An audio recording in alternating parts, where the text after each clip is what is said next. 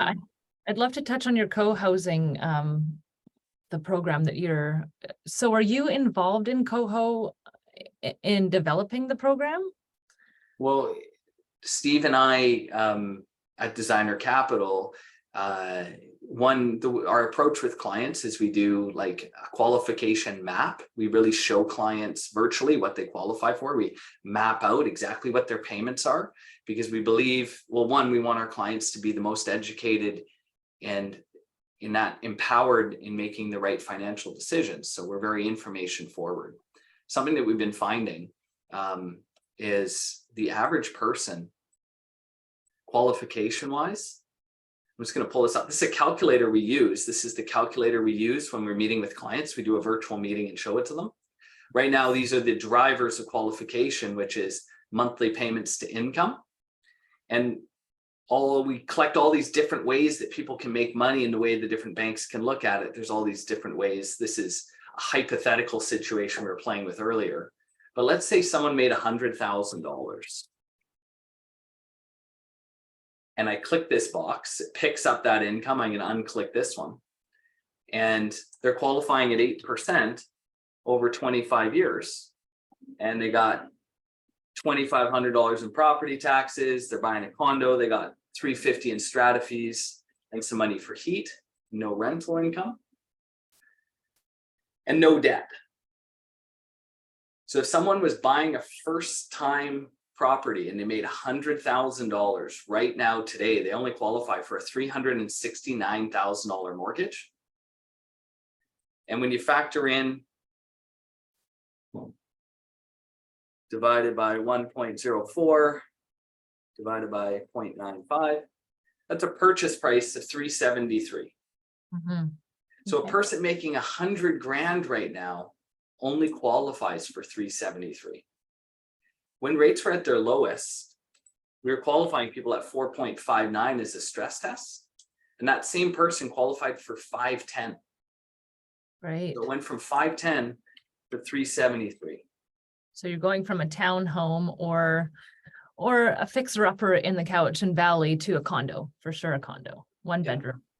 And in other areas like Victoria, you're going from a 2-bedroom, nice, spacious condo to a 1-bedroom. Or you can have to a studio or a 1-bedroom. Right.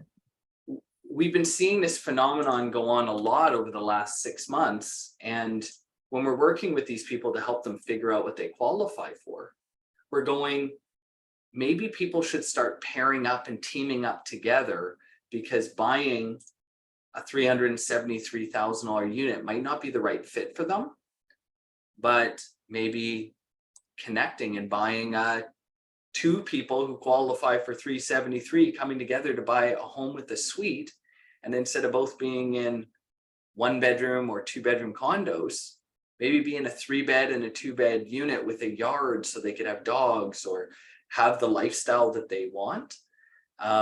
But there's a fair bit of work involved in educating people and helping them come up with the right agreements to protect themselves in a shared living and shared ownership. They'd be in separate units, but Steve and I are putting some work into that right now to create an online community so that there's a lot of people to choose from, pre-qualifying people so that everyone's vetted in advance, have good credit and understand the nuances of this. And then our vision is kind of like a classifieds ad, like a dating site almost, where you pick, you click on homes and your needs, and then you get to see and read what people are looking for without sharing their private information. You'd be like, pre-qualified for this much down, this much, this is what I'm looking for.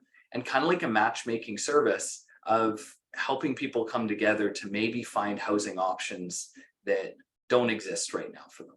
So I have actually had a lot of clients talk about this, and then it kind of just goes dead in the water because they don't know how to turn it into, like, they don't know how to do the legal end of it or how to manage collectively making it happen together. Will there be a way of checking out their profile to understand what that person's values are in a way? Like, some people really want outside garden space and develop a garden and want a quiet home and all that stuff. Will that be in a person's profile? Yeah. Think about when you're picking someone on a dating app, sometimes they include that and sometimes they don't. Right. And Okay. you're going to pick the person who maybe tells you their sign, their lifestyle, maybe their personality traits, if they're introverted, quiet, non-smoking extrovert, looking for outdoor social space for barbecue, like to entertain, want someone that's okay with that, whatever it is, because you're wanting to pick the match. And Yeah. then it would be, once you find your matches, your compatible people, coming together, maybe your personality isn't attracting people. Well, hey, maybe then that changes what you're looking for, and you find those communities. Right now, those communities exist for renting. There's co-living communities out there, Neat. but there's no co-owning community that is quite the same, where everyone is grown to that point. There was a really dynamic group out of Vancouver that's still operating called Coho. And it's the start of this community where it's starting to grow. What we're wanting to do is just start it from a financial aspect, everyone being pre-qualified, everyone having that more mapped out, rather than them wanting the idea and the concept and not knowing if they can pull it off. So the Yeah. idea would be, jumping in and sharing this again, is simply put, this person makes 100 grand and qualifies for 369 on their own. Okay, this person makes 100 grand with no debt, and if they bought on their own, they qualify for 369. So Carly, you qualify for this. Steve, you qualify for this. But together, when I click them both, qualify for 794, and you probably don't have a strata fee anymore. Property tax maybe a little bit higher. Heat's maybe a little bit higher. But so maybe you're 793. Nice. Okay. And now all of a sudden you're buying a home with a really nice suite, or a home with a garden suite, where you're actually living in separate units. So we can model one and put these pieces together. So we built these tools where we can show, one person's costs versus the other. The other thing is, the payment on in this case, 793, is more than double, because we go 369, 370 times 2 was a 740 purchase price. They can actually qualify for about $50,000 more buying together than if they were to do it on their own. Now, sometimes one person might have more down payment than the other person. So it's going to be a really interesting mix of people coming together. But we see that as something that, if we put some effort into that community, it's not something that we're pushing on people, but rather giving people an option in this market, because we see inflation impacting the cost of creating new home ownership. How can we keep the cost of monthly payments down for people? Yeah. Quality of life up. Hey, would you guys be open to doing another video and talk more about this? Dive in a little bit deeper? Yeah, absolutely. Sure. Yeah, absolutely. Yeah. Always happy to do that.